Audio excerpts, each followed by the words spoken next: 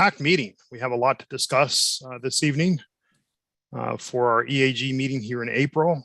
If we can go ahead and get the slides up. Next slide, please. Just a reminder for closed captioners and those who would like to receive closed caption. Closed caption will be available in English and in Spanish. English closed captions are available within Zoom and YouTube. Users can follow this link to view both English and Spanish captions in a separate browser window. Next slide, please. Just a reminder of how to access closed captions in Zoom. You'll want to toggle to at the bottom middle of your screen. You should see a menu of options. If you can't see the menu, hover your mouse over the bottom middle of the screen. Click on the CC icon and a separate window with captions will appear. Next slide, please. Just a reminder, we encourage EAG members to the degree that you are comfortable to please turn on your video. That helps to create a sense of community in this virtual space. Please say your name when you begin to speak. And if you experience technical difficulties, please contact our program staff at 360-329-6744. Next slide, please. Just a reminder for public input instructions, there will be an opportunity to provide brief public input later in the meeting today. If you'd like to submit input after the meeting, you may email comments to info@interstatebridge.org with EAG Public Comment in the subject line. You may also call 1-888-503-6735 and state EAG Public Comment in your message. Next slide. Today's agenda, we'll receive a program administrator update, which will be a very important one. So stay tuned for that. We'll have an update on the equity framework and accountability tool. You'll recall as part of this group's good work, you have developed an equity framework and you've have asked a number of times, how is this framework being implemented? So we'll have an update relative to that. We'll have a second part on the transit equity analysis by Jake, this time focusing on persons with disabilities. This was requested by the EAG. We'll then receive presentation on Hayden Island as well as Marine Drive, a technical presentation. Then we'll have Hayden Island Marine Drive, a breakout session. We'll receive public comment and then we'll close out. Next slide, please. So with that, I'll turn it over to Greg Johnson, our program administrator. Greg. Thank you, John L. Well, once again, my name is Greg Johnson. I'm the Interstate Bridge Replacement Program Administrator. And I'd like to thank everybody once again for giving of their time and attention to this important project for this area. So a couple of things that I want to update you on and to make sure that we are all operating from the same basis of information. One of the things that we've heard is that folks think that once this locally preferred alternative that we're coming towards at the end of July is the end of a process. And actually it is just the beginning of a process. So all of these things that we are showing you, we're going to boil those down to some scenarios, and then we're going to funnel those down even further into a recommendation that we're going to make that will get carried in front of boards and councils in May and June. And then we're going to hear what those boards and councils say, and we're going to make a recommendation to the executive steering group in July and eventually to the bi-state legislative group in July. So what this is we are putting forward what we want to test in the supplemental environmental impact process. So this is not by any means the end of the line or the end of folks' ability to comment and have input on what this is. We just need to narrow down what things we are going to bring forward and test to see if it works, what the impacts are, if impacts can be mitigated for in an appropriate way, and to make sure that we are doing the detailed work that gets us down to that next level that will allow our federal partners to grant us a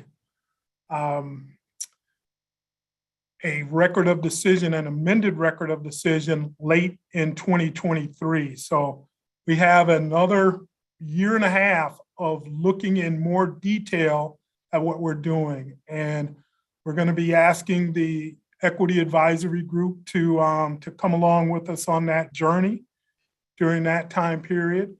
That's not to say what we're doing now is not tremendously important. This narrowing down of options based on what has changed is tremendously important. But there also is another very public process that we will be going through. That's the supplemental environmental impact statement process. So it's once again a full packed agenda. The timelines that I just walked through, we're going to be busy, tremendously busy over the next 3 months, trying to show boards and councils of the partners how we did our work and why we reached some of the conclusions that we've reached. So very, very critical time period for the program, but once again, not the last time that folks will get a chance to look at and give input on this thing. So with that, I'm not going to take up a lot more time, but I'll take any questions that anyone from the group will have before we get into the meat of the presentation.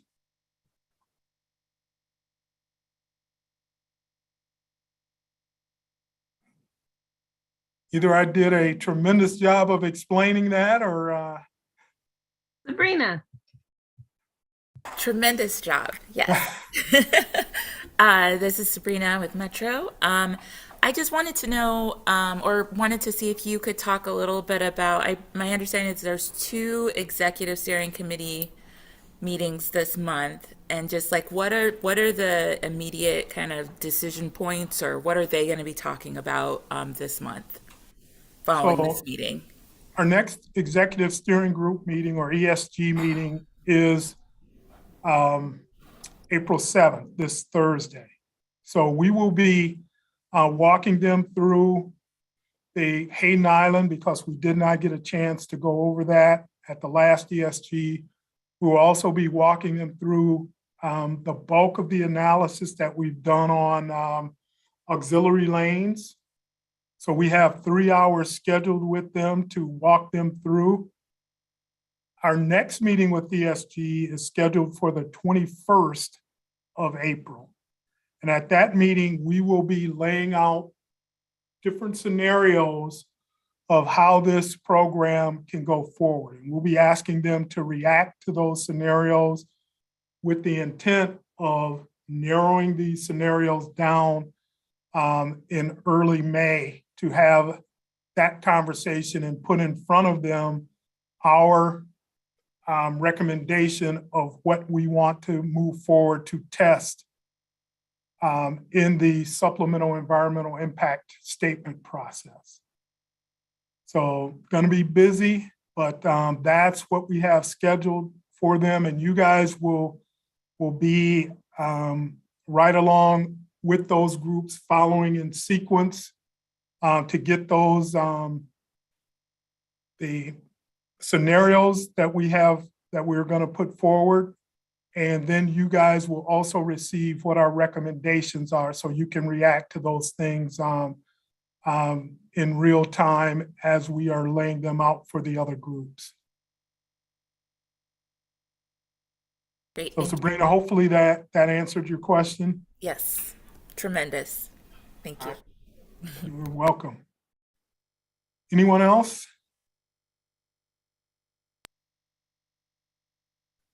All right, well, Dr. Hunt, I will kick it over to you to walk us through the rest of our agenda. Great, thank you. Thank you. It's good to see you. All right, so let's have Emily Thomas Peralta. You're going to share about the update on the equity framework accountability tool. Yes, good evening, everyone. Jake, or if someone could pull up the tool so that we can take a look at it. Thanks so much. So this evening, we wanted to give all of you an update on the progress that's been made on the accountability tool that we introduced to you a couple of meetings ago and what the next steps are for implementation. So as a reminder, we're planning to have the various program teams, like the technical teams, comms, design, etc., complete this worksheet on a quarterly basis and report on how equity has been considered and incorporated into the decision-making process. Progress reports will then be shared with the EAG. And we have made some modifications, and I'll walk us through the questions. But the next steps for this is that we have shared this with the program leads, and we will be working with the comms team to kind of pilot this and take a first go at going through this worksheet to help us kind of refine the process as we go, make sure that it makes sense for the teams that are filling it out. So now I'm going to take you through the questions. We modified it to be more of a worksheet format than a spreadsheet like we had first introduced. So the questions here are, what were the key decisions, actions, or processes that occurred during the last quarter that your team was involved in? Next, during the decisions and actions, how was consideration of the IBR equity definition and objectives incorporated? How was the EAG engaged to inform the decisions or actions? If so, how? If not, why not? Next, what were the ways in which racial equity was considered and prioritized? Go down just a little bit. Next, was there any point where plans or decisions were changed or adapted based on considerations or concerns related to equity? If so, please describe. Finally, are there any equity issues or concerns for which there's difficulty finding a solution or ways that they can be addressed, such as lack of resources or available data? And how might these limitations be mitigated? So now we can open it up to any thoughts or any questions that anyone might have about this.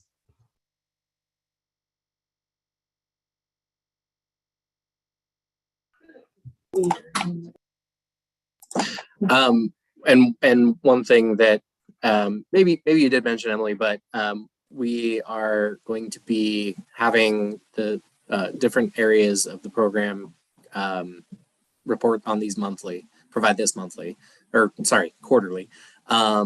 And we're piloting it with the communications team first to work out kinks, make sure it works and makes sense. And we'll be bringing back, as these come in, we'll be bringing these back to this group for your review. And hopefully it's a way that we really want to make sure that throughout the program, all of the teams are thinking about equity throughout all of the work they do, and then can report back on how they did so.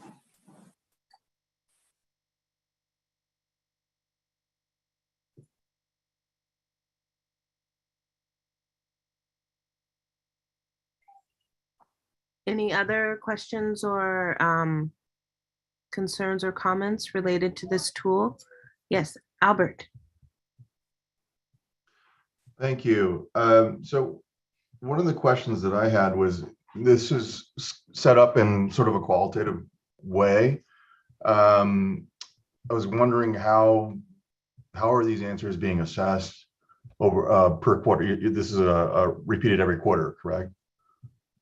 And so how are these answers being assessed against, I guess, the previous quarter and against the other groups? And again, maybe I missed it. What were the groups that are to answer the questions? So it's the various program area teams, and so there's communications, there's transit, there's environmental, there's traffic, I believe, or roadway. So there's just some clear what the teams are by sort of the task area for the program. And so each of those teams will be submitting this. As far as kind of comparison or progress, curious to hear what ideas you have there. I mean, we certainly are at the beginning of rolling this out and seeing how this goes. So if you've got some thoughts about what that might look like, definitely want to hear. Yeah, I don't, unfortunately. I was just, trying to figure out, it's going to be long form narrative, right? And unless you're reviewing the questions, from period to period and kind of reviewing all of them, I'm not understanding how you can track it. And I think part of the answer here is this is part of the puzzle, but a big other part of the puzzle is performance measures that we are going to be developing with this group. We've been saying we're going to be developing with this group, and then as we've had some steps that we've needed to take to get to this modified LPA, we've kind of had to push that. But that'll be a big bucket of work next once we get through this modified LPA process. So the performance measures piece will be largely more quantitative, and we will be tracking to look at that progress over time. And then this is more of an kind of an internal, what are folks a report out. I guess whether it's a progress along the way versus just kind of looking at it at each quarter. I think we had envisioned it to be more of within each quarter, what did you do? How did you consider the equity objectives? And performance measures would be more of a progress tracking, if that makes sense. Sabrina? Hi, yeah, thank you for, I'm happy to see the development of a tool so there's reporting out on how how equity is being incorporated, because there's just so many teams that are doing this work, and for that to be able to come back to the committee. I guess I think I would like to see a stronger tie from the form to the different components of the framework. So there's the equity lens that has the list of questions and kind of the process we wanted to see folks utilizing, the equity index and how that's being incorporated in the different things that, I know there's all kinds of analysis being done. And so I think I would like a chance to maybe spend a little bit more time before after this meeting to provide some feedback on the form, just to make sure that the form is actually speaking to what we created and want to see folks utilizing process-wise, I think. Mm-hmm. Excellent feedback, and we look forward to having that conversation.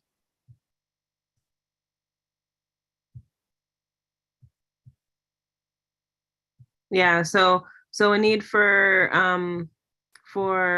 a stronger tie between the form and some of the other tools that we've created, and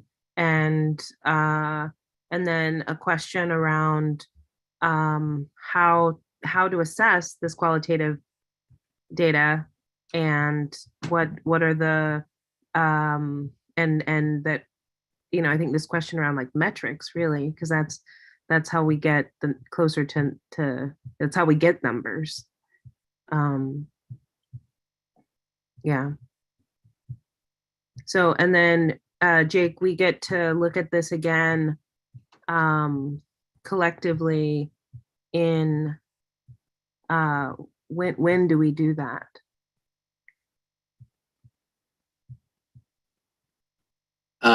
So the first iteration of that will be once we bring back, which I think we should be able to do, hopefully at our next meeting, bring back after we've piloted it with the communications side of the program.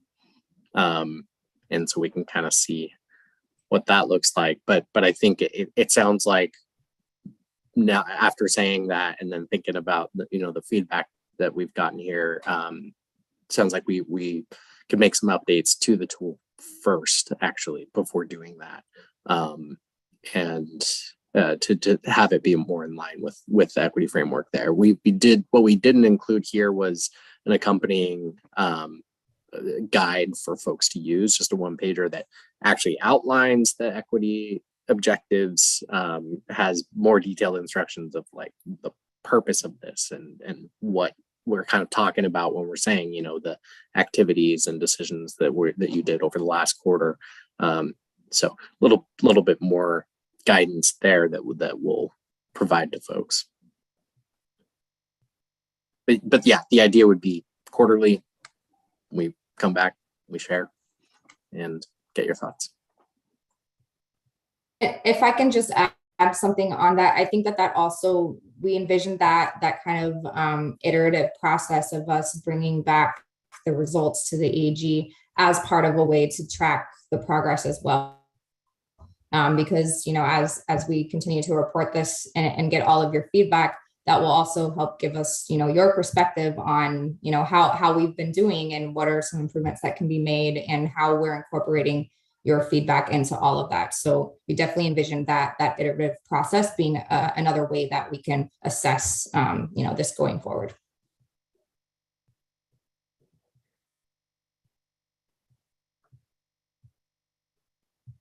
Great.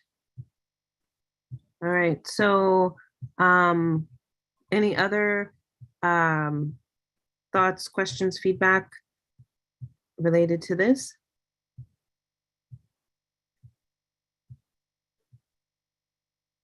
All right.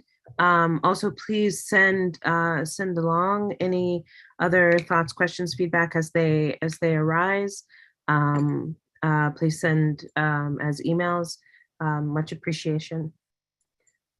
All right, I'm going to pass to Jake, and if you will provide a transit equity analysis through a disability lens.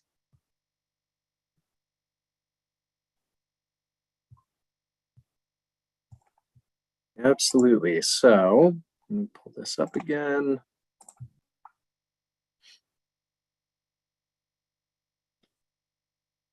Where did it go?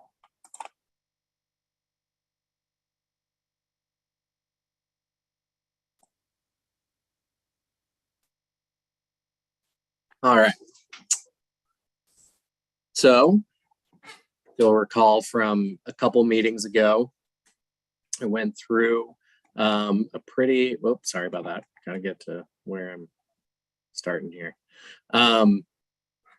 Went to a pretty data heavy presentation looking at access, comparing the different transit options that the program is evaluating, and specifically through a lens of the benefits, not including an evaluation of potential property impacts or negative impacts from that may result. So right now it is a pretty benefits focused analysis. Last time I focused on BIPOC and low income populations and how the different options performed from a data perspective to improving access for those communities. And then the next step here is looking at access for people with disabilities. So I'll run through this. A lot of it's a reminder of kind of just what I shared last time. So I'll go through that pretty quickly as a refresher. Again, the focus for this analysis is supporting our mobility and accessibility equity objective. Again, there are a lot of other considerations of transit, and this is supporting that one specifically.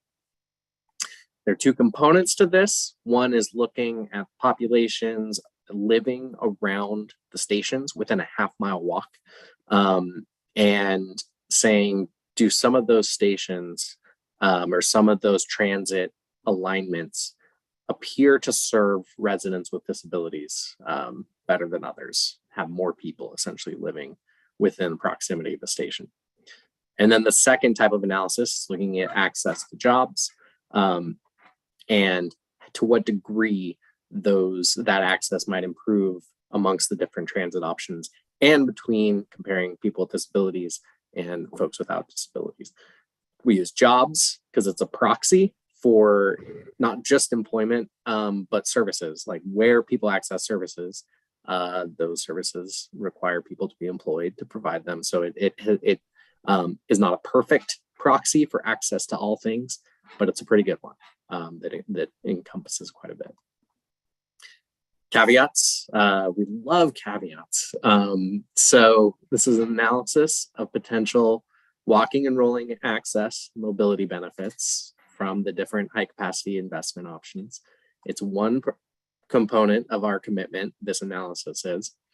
It's not an analysis of biking and park and ride access to the stations. It is not a full analysis of benefits and burdens, like I said. There are other things besides transit to this program, as you all know. The interchange, the active transportation, all of that is certainly a big part that this doesn't cover. It's not a comprehensive review of all the transit investments and equity initiatives in the region. And it's not prescriptive necessarily of all the actions that need to be taken for communities to realize the benefits of these investments.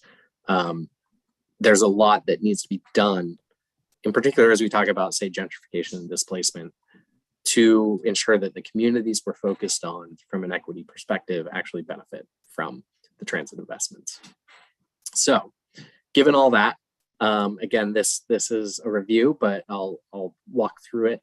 The first analysis, looking at who lives near stations, we looked at these 10 different representative investments.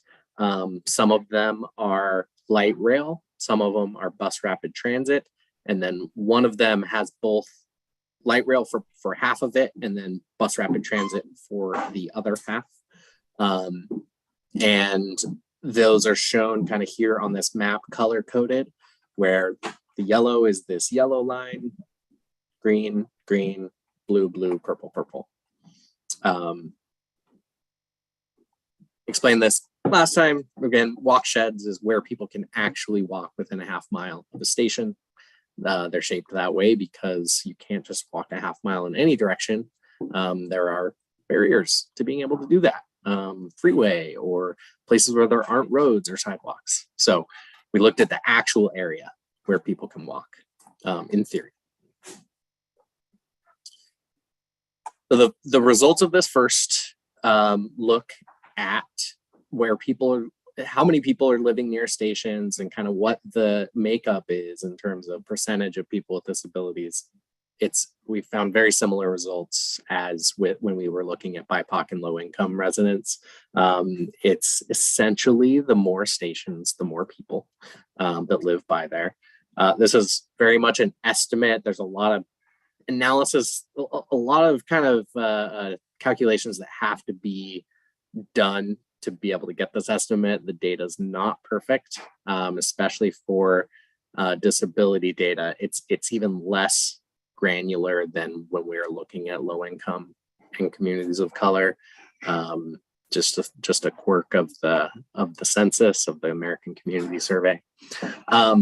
But this is kind of how it lays out, where we've got in here the transit investment option. Again, the colors correspond to the map over here of what those alignments are.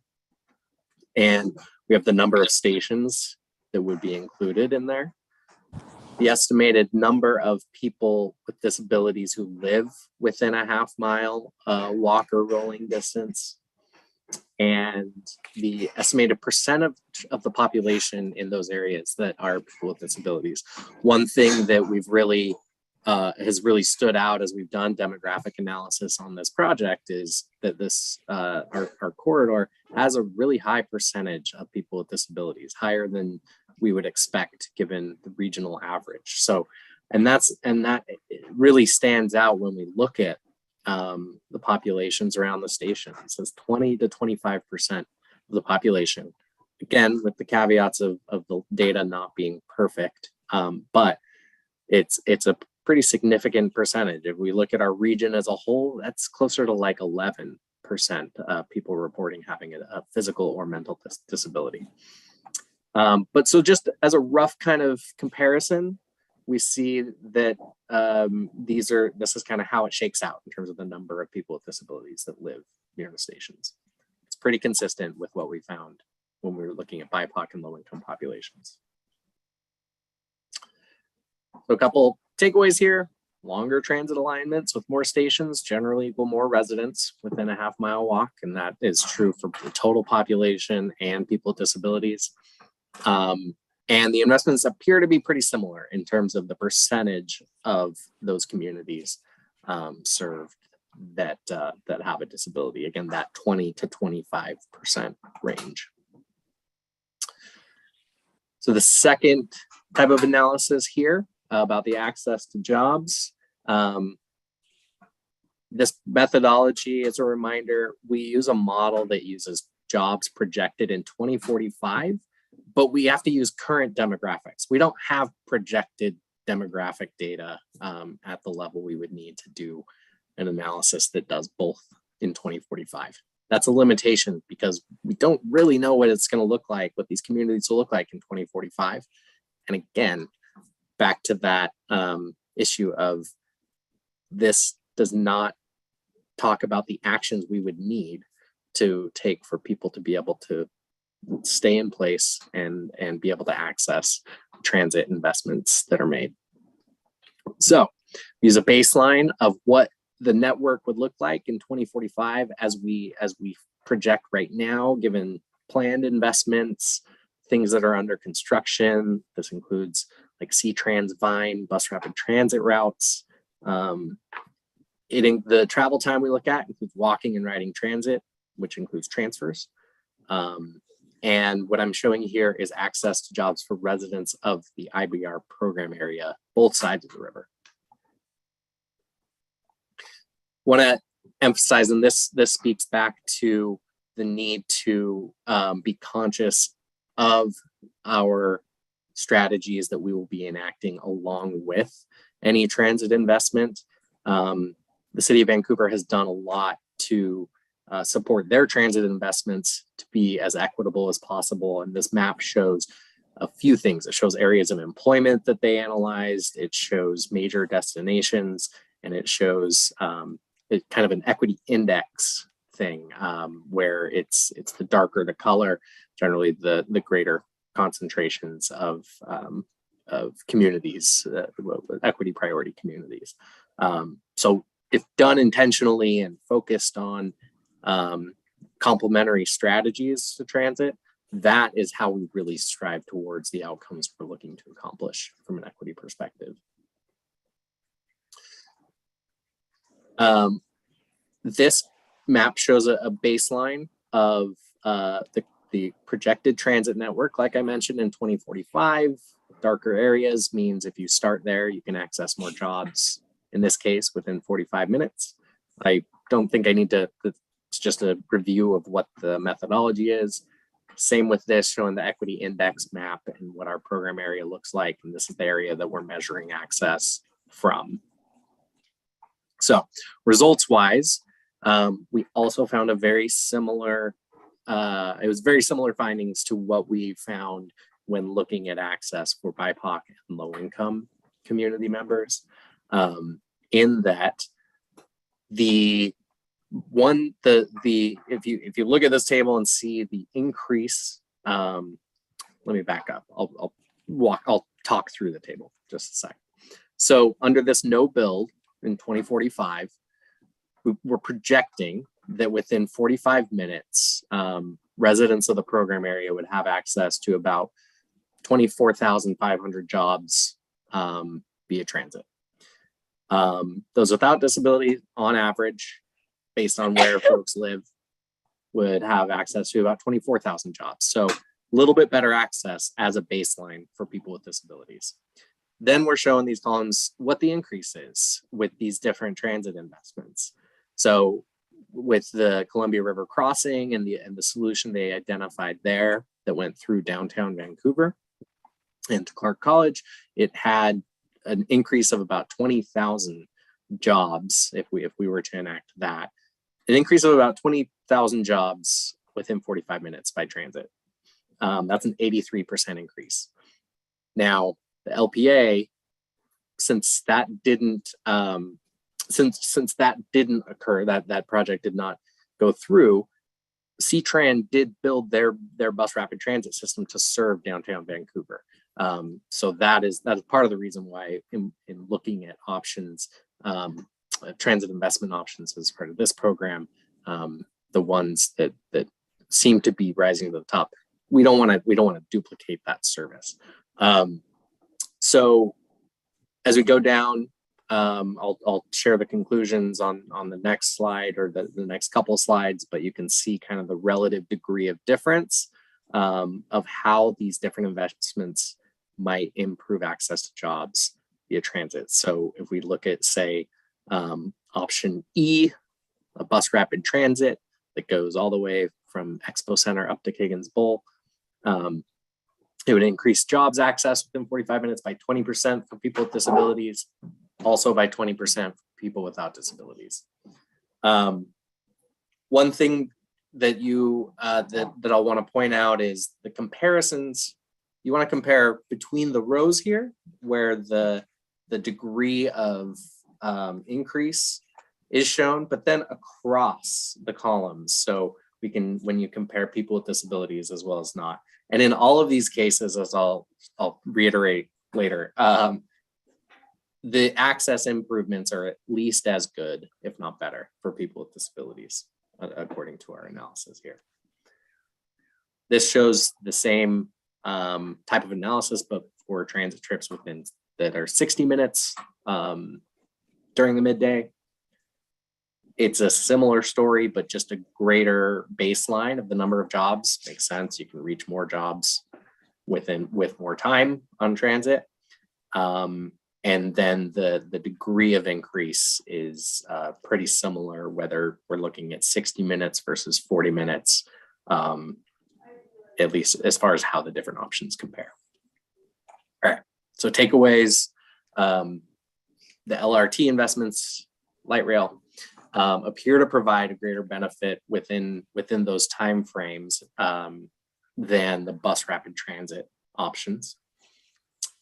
All of the investments would increase jobs access for people with disabilities, but the greatest increases would be investments B, J, and L. So I'll go back here. B being that 2013 transit solution, the light rail from Expo up to Higgins Bowl, and light rail from Expo to McLaughlin, which is at Clark College, and that includes a station at the Vancouver waterfront.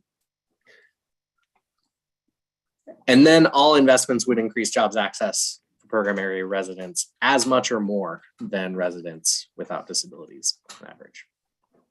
So those are very similar findings to what we found with BIPOC and low income analysis. Want to reiterate here, equitable access does not necessarily translate to equitable outcomes. It's an important piece, of course, but I just keep on harping on the fact that there's a lot of work that needs to be done, a lot of strategies that need to be implemented for us to truly have positive equity outcomes, not just providing access. And then again, we've talked a lot about, heard a lot from you about gentrification and displacement, those concerns. What do we do to combat those? And it's going to take intentional policies, partnerships, and investments outside of just building this infrastructure. But we do still think this analysis is important to inform the investment. Just want to make sure it's clear that it's not the end all be all. So with that, I think I can take couple questions. We're right on time, pretty much.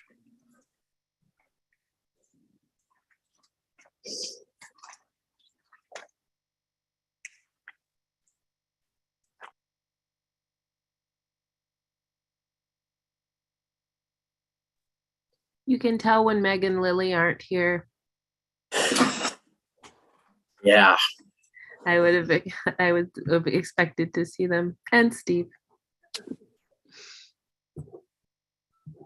Okay. All right. So I think we'll keep moving. And please feel free to loop back if something piques your interest as we keep going on, or as you're kind of percolating, because that was a fair amount of information. And so please, if you need to loop back and bring something up, please do. All right, so yeah, Sabrina. Sorry, he gave me enough time. I was going to come up with something. No, it's good. I just wanted to know, and maybe you've already told us this, Jake, but like, where does this analysis go now? Like, how does it meet the decision-making process?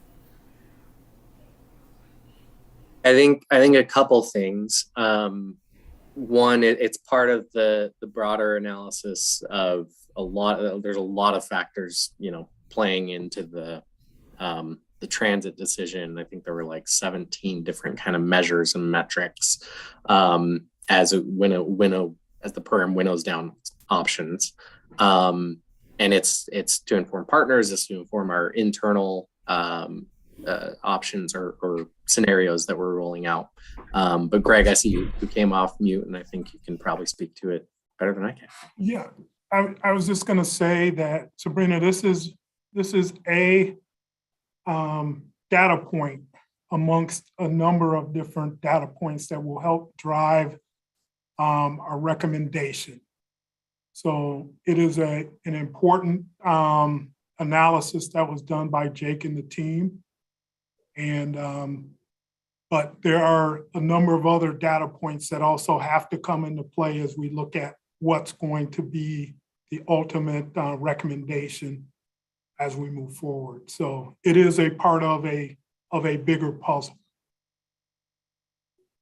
Yes, I assume so. I assume that there were it's a piece of the many pieces of analysis that will come together. I was just curious kind of where that happened. Thank you.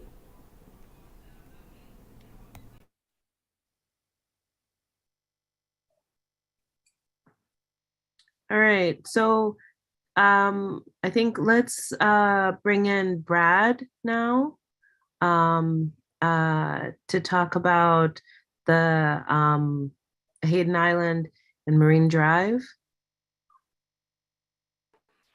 Good afternoon. I'm Brad Phillips. I'm the design lead for the program. Our next 45 minutes or so is a brief presentation by me to go over some information on Hayden Island, and we'll get into breakout groups. There's a tremendous amount of information in this. So I'm just going to give a brief overview. We found that it's a lot more productive if we get into those breakout groups and we can get into more of a conversation. So you might notice me going fairly quickly and covering slides very quickly.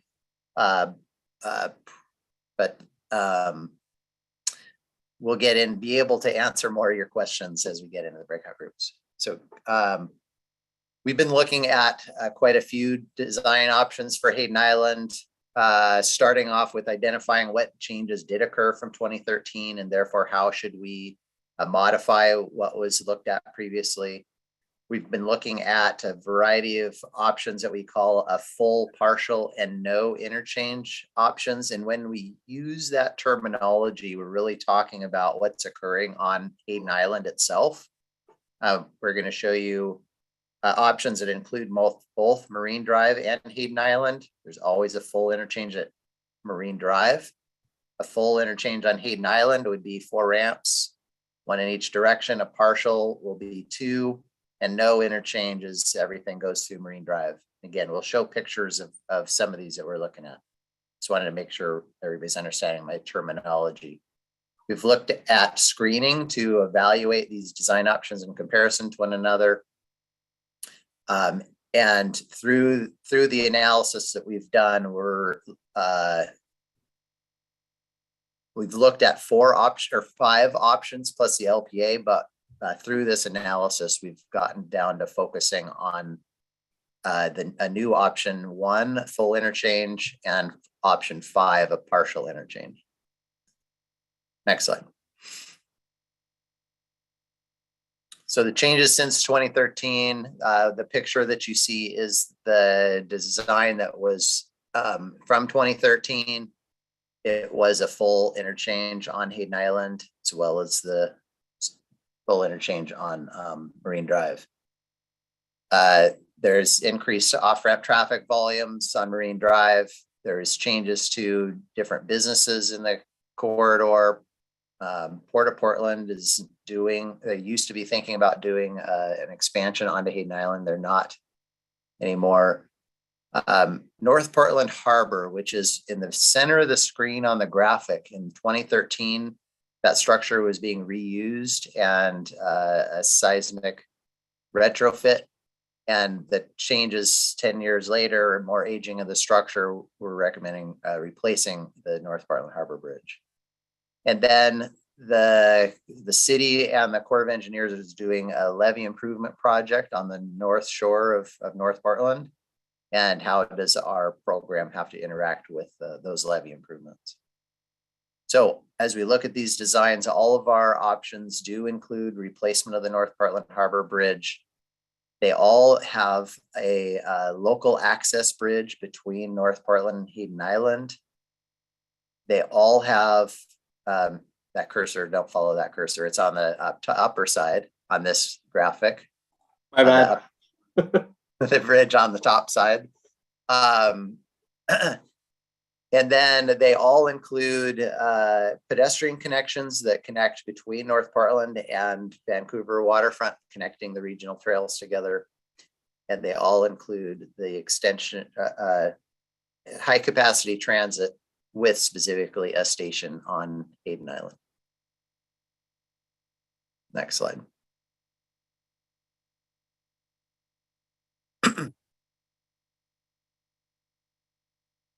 So when we're looking at options 2 and 3, and these are options that you've probably seen before in very graphical line diagram format, we found that we were putting too much traffic on Marine Drive, and the interchanges really wasn't able to handle it. And there were some design issues that arose as we looked into it further, with the loop ramp that was southbound with a very high volumes and different design challenges that we needed to make. And in putting all of those together, just created some safety issues and speed differentials that would occur on mainline I-5. So in response, we developed option 5. And we believe that is still a partial interchange that addresses the traffic and safety issues that we had identified. Next slide. Option 4 was a no interchange option. And really there's too much traffic on the Marine Drive interchange. And it would just result in substantial traffic and freight impacts on Marine Drive. Ramp queuing that would go onto I-5, creating unsafe conditions with the speed differentials with stop traffic and traffic trying to flow through I-5. So we're not recommending a no interchange option. Next slide. So these next 2 slides are going to show the graphics of the options 1 and 5. So this first one is option 1 on the bottom. So we're roughly looking north. The bottom of this graphic is Marine Drive. The very top right is the Columbia River and the crossing over towards Vancouver. So starting on the bottom, is what we call, that's Marine Drive and MLK going left and right across the page.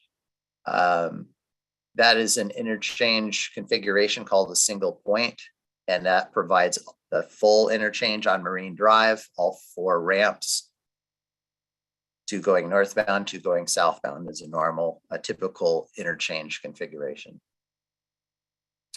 As we go across North Portland Harbor, we get onto Hayden Island, and on the right side, there's gray ramps coming down.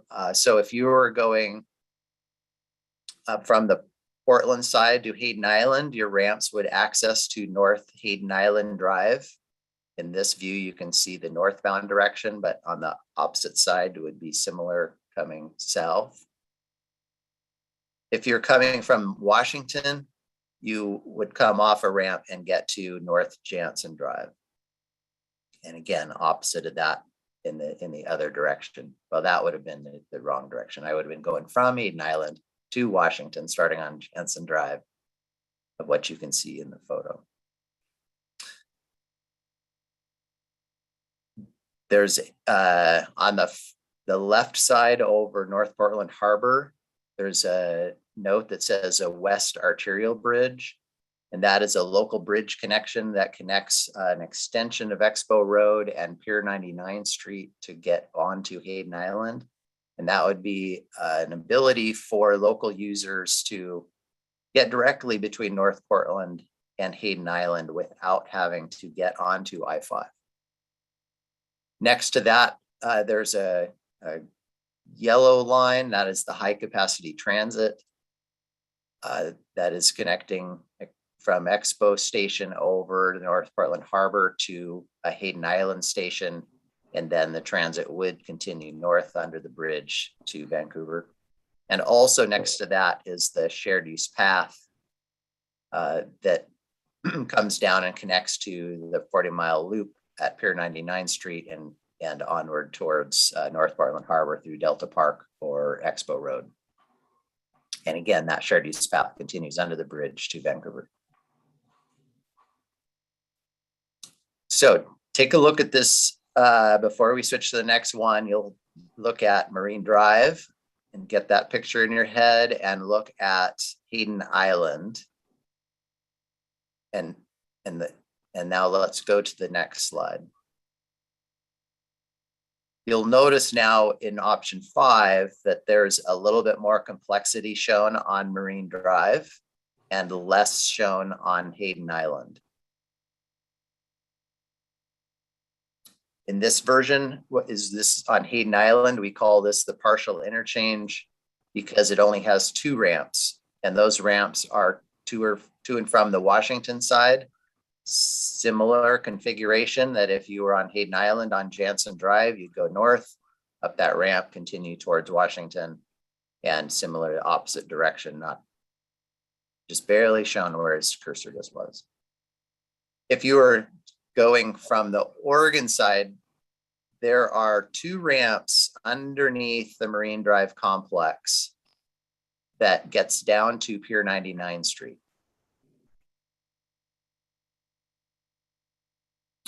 So if you were north on I-5, you would exit as if you're going to Marine Drive, and then again, exit off of that ramp, and underneath Marine Drive, there's a note there that says northbound off ramp to Pier 99 Street in Hayden Island. You'd get down to Pier 99 Street, come around that loop onto the East Arterial Bridge, and access Hayden Island. In the opposite direction, go back across the Arterial Bridge, around the loop, under I-5 on Pier 99 Street, and then down underneath I-5, you get, not where his cursor is, a note that says southbound on-ramp from Pier 99 Street. And it's underneath Marine Drive and gets back onto southbound I-5. So the high capacity transit is still shown on the west side. shared use path in this version is on the east side next to the arterial bridge. Similar connections to 40 Mile Loop and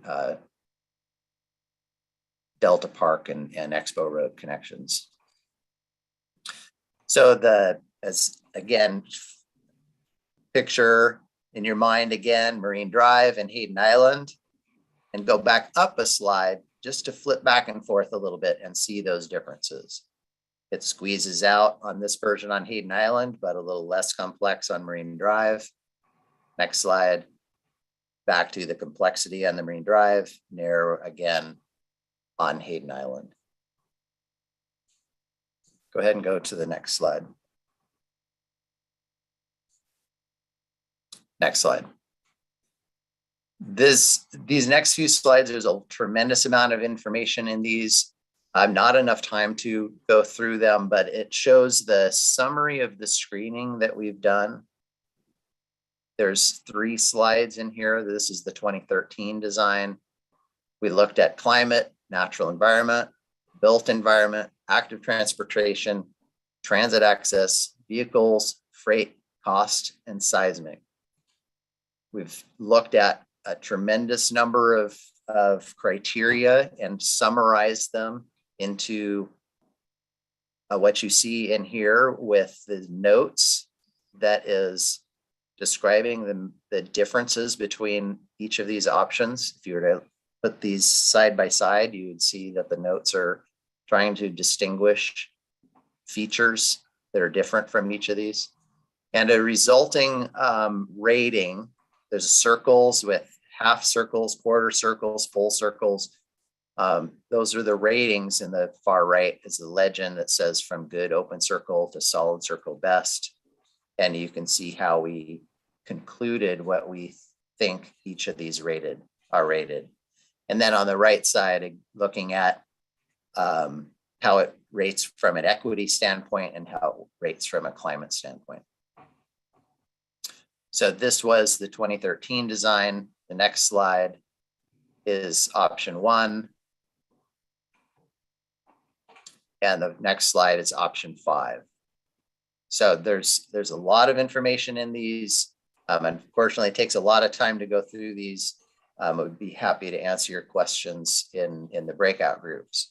The next slide, however, does do these 2 slides are trying to show the issues graphically from one to another. The design option 1,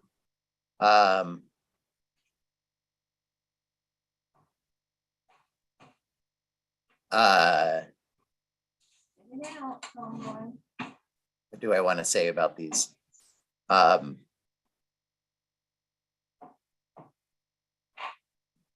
think honestly, the summary slide here kind of summarizes it, and then we also kind of want to focus on the equity piece, right, particularly. So this is a page that we put together so you can see how we rated them side by side and see which of the issues are better in one option or another.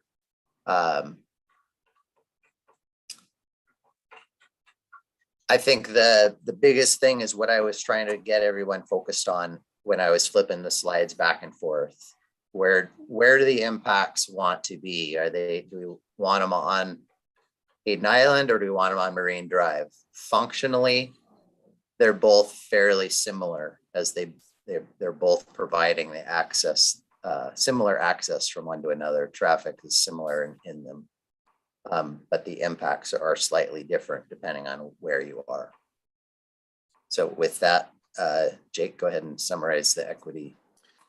Yeah, so as Brad mentioned, we incorporated and applied an equity lens. That was the equity screening criteria that this group helped develop.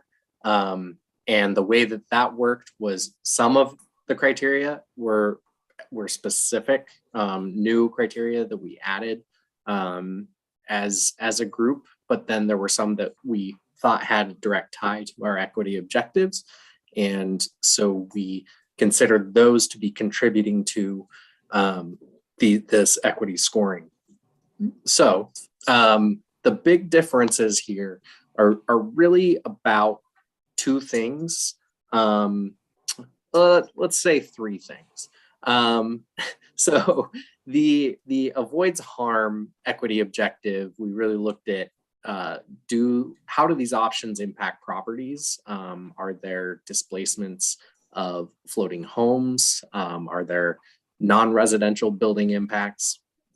And kind of what's the overall impact on the environment around the interchanges? And so if you look at the 2013 design on that avoids harm piece, it had the most impacts to both residential and non-residential properties. And it was a really large scale, kind of complex structure, as you can see if we go back to,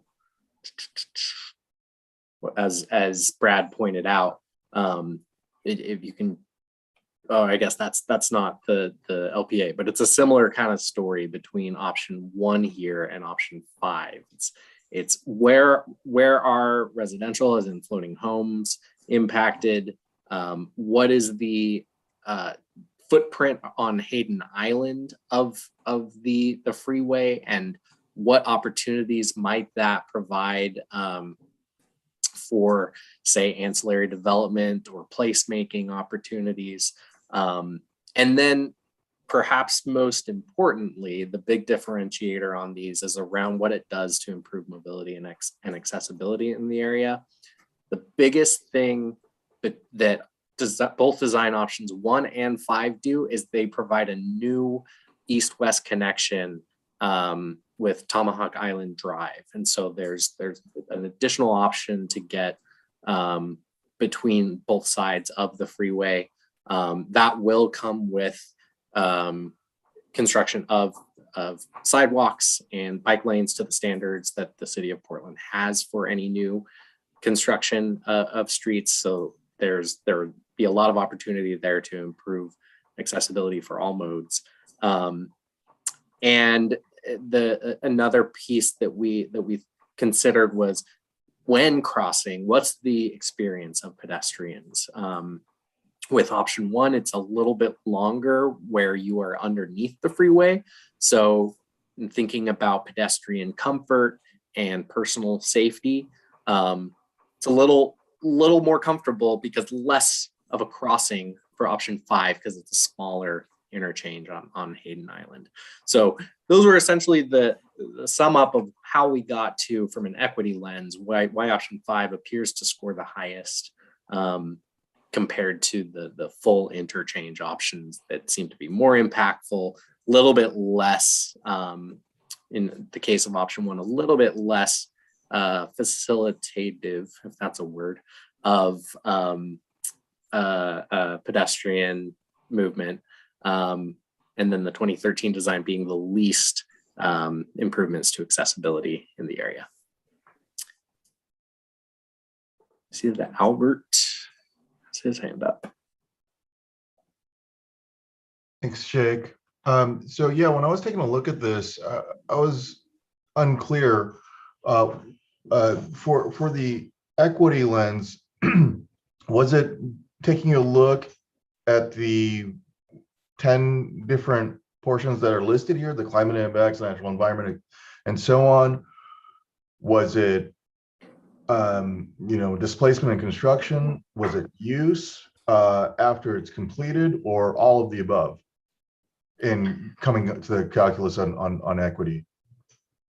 It included, there were criteria scattered throughout all of these, actually not all of the categories, but most of them, that were identified as equity screening criteria a few months ago. And so those were throughout, like there were pieces in the built environment, active transit access, that really tied in there, under like freight and cost, not so much.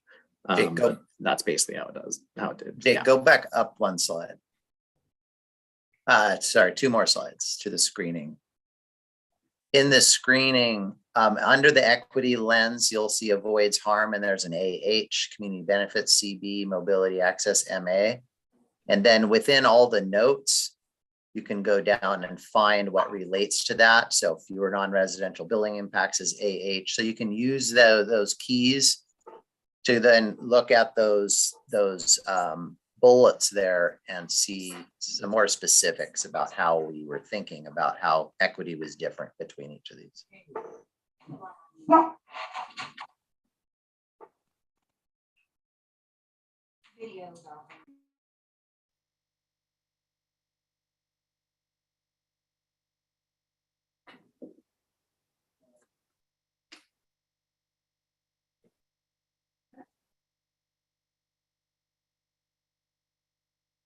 So I think unless there are some quick questions, I think we can, Sabrina. Brenda. Yeah, just a comment. I think this was very helpful to walk through. And I think when I'm asking questions about like, how does equity analysis roll up into the decision making? And let's make sure that the accountability worksheet ties back to the framework. I think this is what I was talking about. And so I was really excited. This is really good to see the equity screening criteria being kind of incorporated into the overall considerations. And so I think looking back to the framework worksheet, I think just making sure that it sets up folks to talk about the good work that is happening. Because I'm not quite, would that worksheet help folks talk about the analysis that was done here on Hayden Island? Because it shows up very strongly how the equity framework was applied to this consideration. And so I just want to make sure that they speak to each other. Absolutely on the same page. Yeah, we're thinking that as an example that's happened recently is screening is an answer of how the equity objectives were considered and incorporated into the process. So yeah. Very clear. Great. Thank you.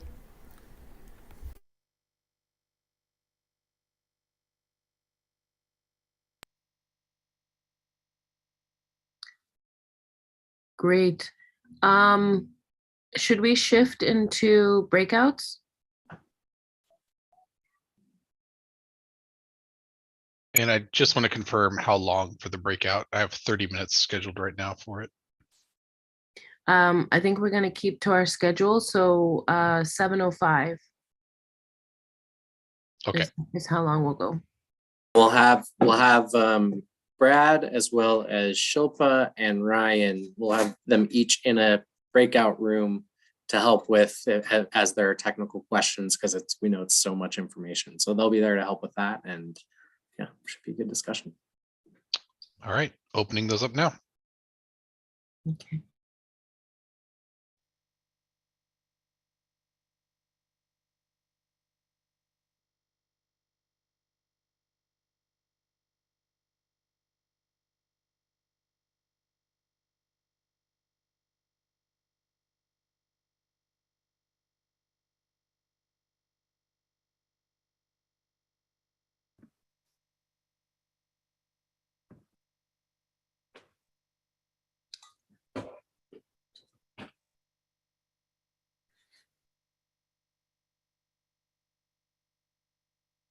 Brent, are you not putting the interpreters in the breakout rooms? There is no requirement for, or is no accessibility need for Alright. your services. Awesome. So just hang out for a little bit, and the rooms are 22 minutes long. So at 7:05, they'll come back. Okay, thanks. Thank you.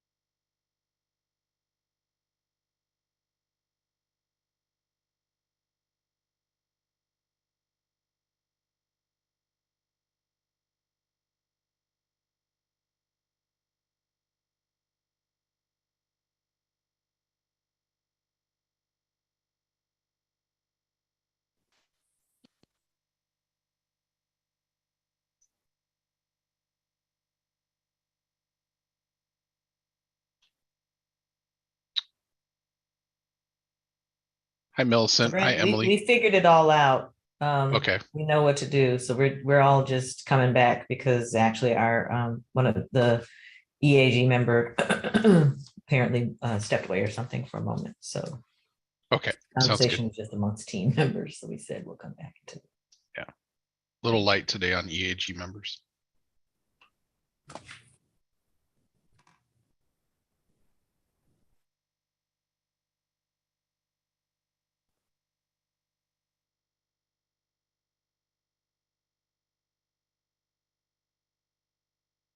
What was on the rest of the agenda, Brent? Can you pop that up for me?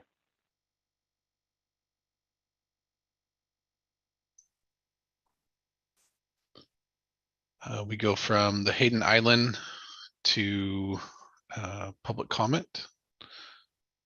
And there will be kind of the wrap up takeaways from, or sorry, the report out from the breakout sessions typically with Dr. Hunt. And then public comment and then the wrap up.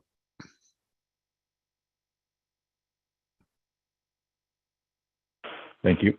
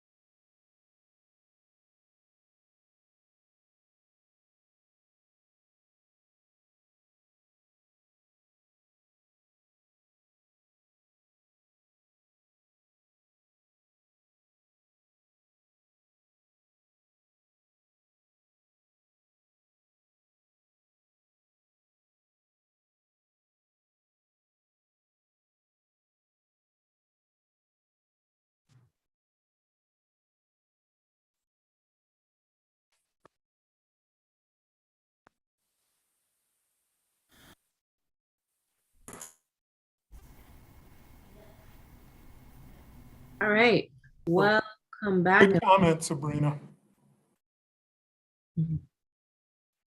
Okay. Well, now I want to know, Sabrina, what'd you say? I said, hopefully it was a coherent thought. Just like the analysis that's pulled together here is like you're starting to be able to visualize it and see what it's going to look like. And I think continuing to want to get to be able to land it on like the human experience, how people will experience these different design options. Like it's starting to come together more. I don't know. Is that what I said, Greg? I don't know. Yeah, how this will affect everyday folks' Yeah. lives on Hayden Island, Right. down to the ground level of how people will interact with the new interchange configuration. Yeah. All right. Should we, why don't we look at the first question of, do the screening results align with your understanding of the ties between the Hayden Island Marine Drive decision and our equity objectives? How about would one of the note takers share around that?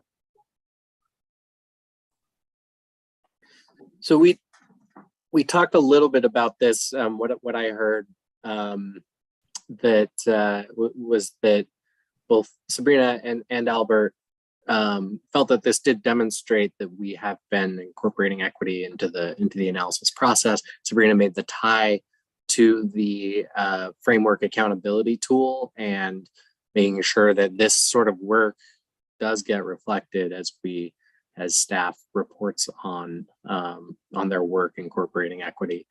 But we did also talk through a lot, just like the technical kind of understanding of what these are, what their real differences are, and kind of what that means in terms of impacts on the ground. And so I think it was clear from that. It's a lot of information.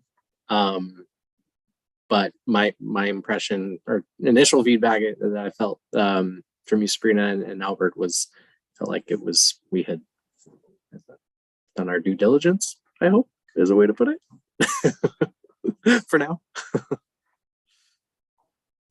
Great. How about Janelle's group?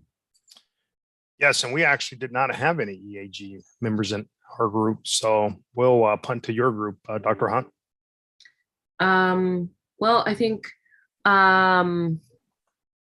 just needing more time to and a little bit more detail around some of the bullet points that it's just hard to understand what we're looking at as there's so much to digest. So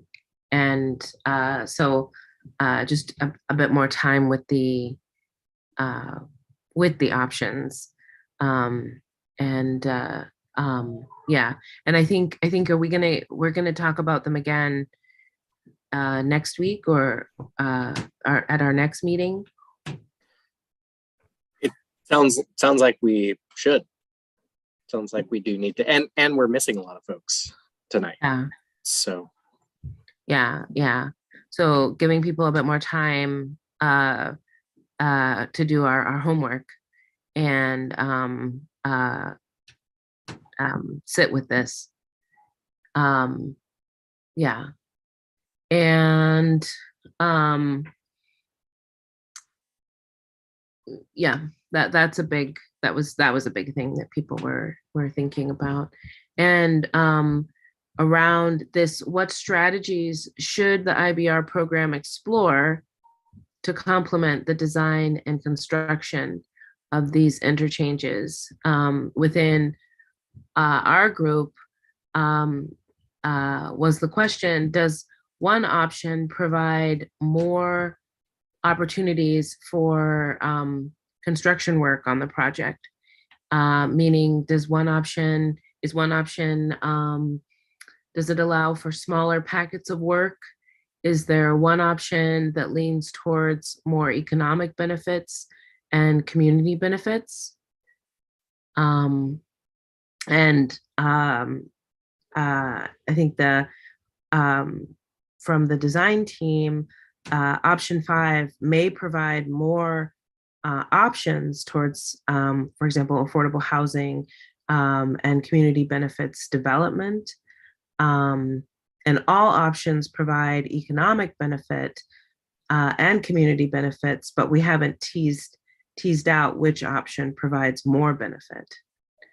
And so maybe that's a place of analysis, is thinking about which the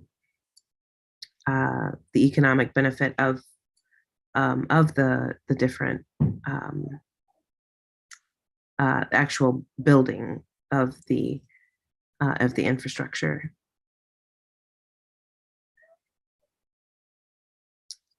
How about your group, Jake? So I think what we started with what Sabrina was saying was kind of our main. We didn't get a ton of time on this question.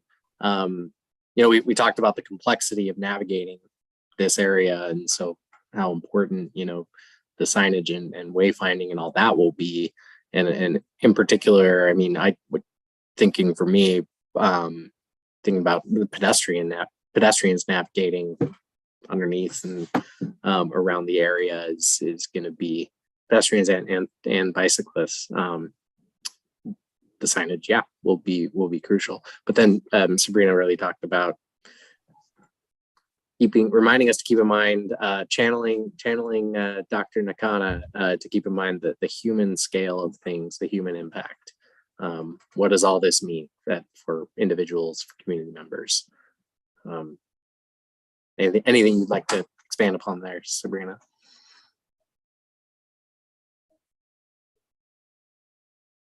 I already tried to repeat it once to mediumly effective outcomes or results, so I won't try again. That was good.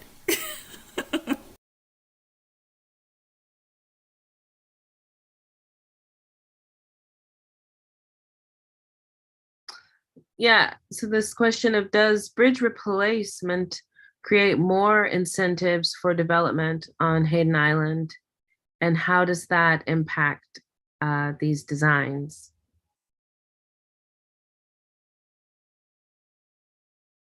That was a question that Albert raised, and Shilpa and Greg spoke a bit too about in looking at these designs. And there's a lot of that's certainly kind of outside the influence of the program, but we do incorporate the land use plans and land use modeling that we're working within, and how the traffic and transportation changes would be impacted by, or would impact those.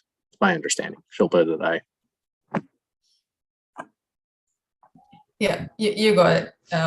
We working with Metro and City of Portland, our partners, so we get the information on land use from them and the background growth, and that's what we incorporate into. That's how we come up with our traffic forecast for the program. But the IBR, the program itself, doesn't really say how or influence any of the land use changes, or that's not part of the program. Yes.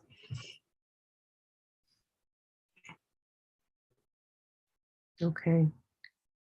All right. So I think to wrap up this part of our conversation, that to be continued for next time. Is that correct? And that for all of us to spend a bit of time with the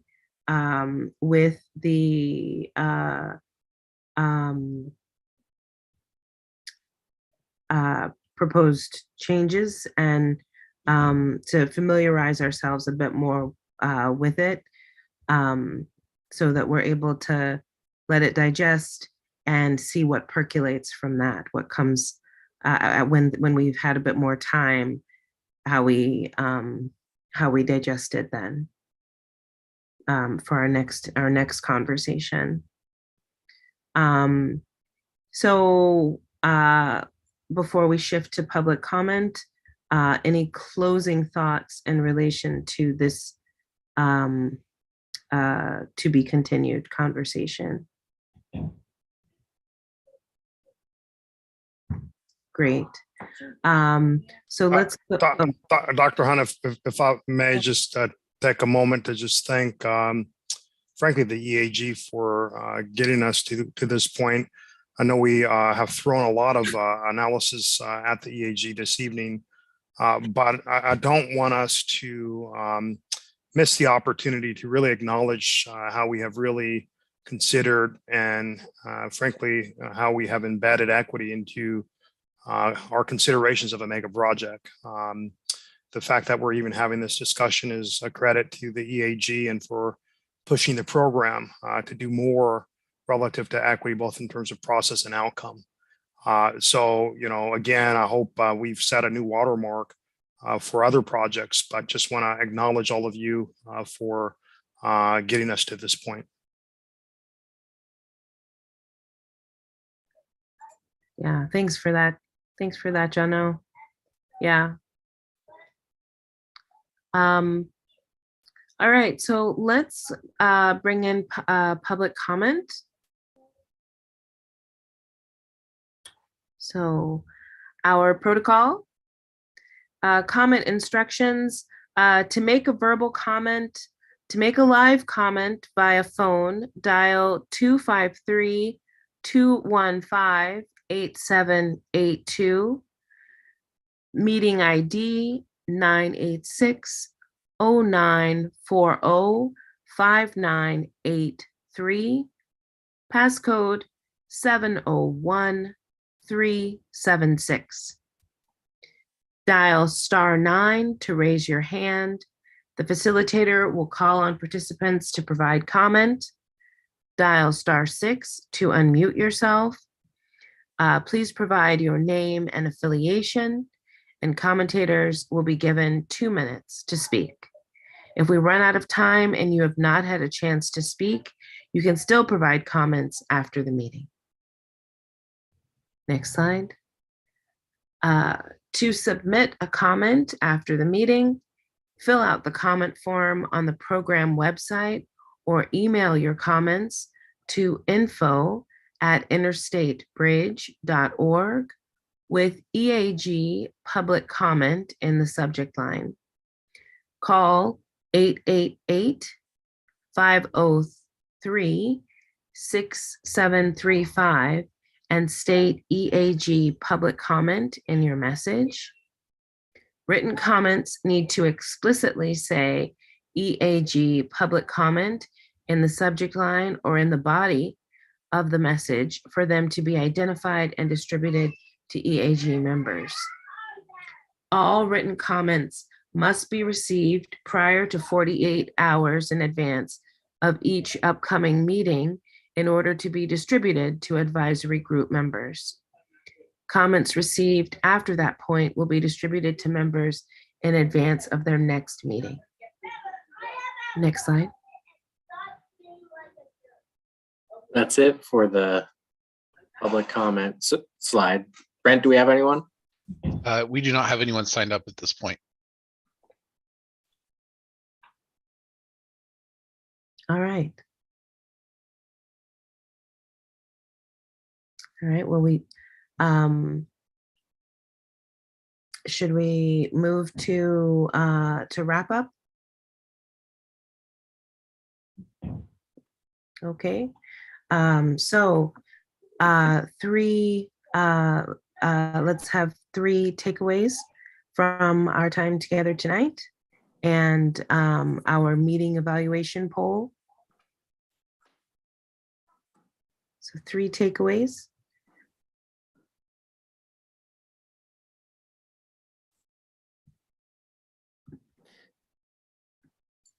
Jake? I was just gonna say to Brent, I think we definitely don't have 16 members who were here. So I guess, so if you're not an EAG member, just don't take the poll. I don't even have the option to take the poll.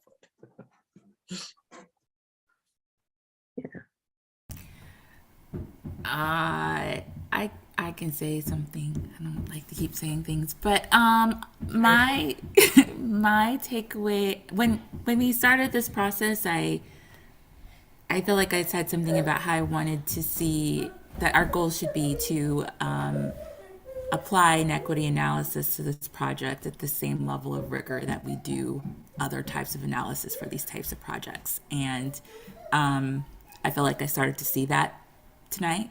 And so this was a great meeting, and just appreciate the work that everyone's doing to create ways to do this analysis, because we're creating in the moment. So appreciate it.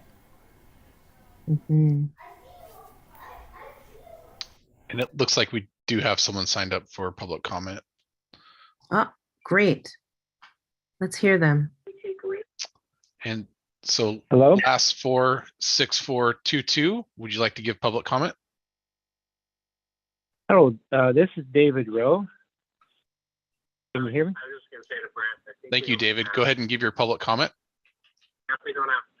Okay. Did everybody receive the Common Sense Alternative slideshow that I sent out earlier? If I hope they did. At the last meeting, the IBR program survey showed the majority people moving to Clark County were people of color, non-white, lower income citizens. Now, how will it be equitable for those folks to pay a $5 to $8 toll each day? Most low income citizens do not have flexible work hours and work a day shift. It is projected that there is a 25% chance that the current bridge will be damaged by seismic event, which also means that the current I-5 bridge has a 75% chance it will remain for another 50 years. It is projected to cost over $100 million to remove the present I-5 bridge. It costs less than $2 million a year to maintain the current I-5 bridge, and the projected cost to demolish the bridge is over $100 million. In other words, maintenance cost for 50 years is about the same as demolishing the I-5 bridge. So I'm saying the most equitable solution is to repurpose the current bridge for transit and local traffic and Hayden Island access, and build a new I-5 bridge which could be tolled. I have attached that Common Sense Alternative, which I hope your participants can read that. But I'm saying keep the bridge to be used by less fortunate citizens. Thank you. Thank you.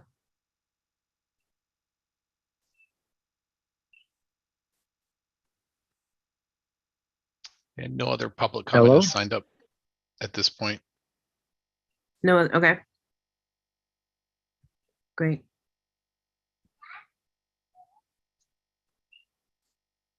Okay, thank you. Thank you. All right, so we'll return to wrap up. How about one more takeaway from our time today? I would say that for myself, I really appreciated seeing the climate and equity weighting on the same page. It was as we looked at different options, it's very helpful to me to see them both together. And I think with all of this, I just keep, as Sabrina mentioned, and with reference to Dr. Nakana, just the human impact of work related to Hayden Island and the people that live there, and just thinking about it, as well as I appreciated the disability access discussion, and yeah, and also just seeing what a difference 15 minutes make in terms of increasing opportunity, and job access. So thank you. And we are going to come back again. Is it in our next meeting is going to be April 18th, 5:30 to 7:30. So we have 2 this month, and then May 16th is our meeting for May. Okay, so anything more for the good of the order? Are we doing just one? We're just doing one meeting in May. We're not adding one. Okay. That's the plan. Okay. Thanks. Good to see everyone. Great. All right. Thank you, everyone. Thank you all for being here. Thank you for doing 2 meetings this month. Yeah. Thanks, everybody. See you soon. Thank you, everyone. Thank you. Thank- Thank you. Yeah. Bye-bye.